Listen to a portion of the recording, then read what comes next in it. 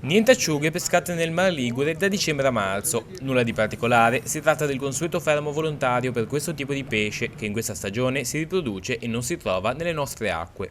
Quella appena terminata non è stata una stagione troppo positiva, sia da un punto di vista quantitativo che qualitativo. Anche perché è stata un'estate un po' particolare, nel senso che anche se c'era tanto caldo, però c'è stato spesso tanto vento e quindi le nostre imbarcazioni col vento forte hanno anche molta difficoltà appunto a svolgere l'attività di pesca. E poi dal punto di vista invece qualitativo, con poche acciughe da salare, cioè le acciughe più grandi come misura più grande per salare. In Liguria sono interessati dal fermo una ventina di lampade per poco più di 200 lavoratori.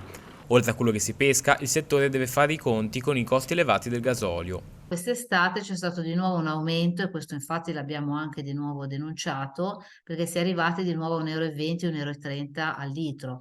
Quindi per imbarcazioni appunto così grandi, quindi ogni notte comunque consumano migliaia e migliaia di litri di gasolio, e anche perché le nostre acciughe le vanno a pescare ovviamente su, diciamo, abbastanza lontani dalla costa, quindi consumano tanto gasolio e quindi un costo sicuramente importante. Coldiretti ci tiene sempre a invitare i consumatori a preferire il pesce nostrano e acquistare prodotti liguri.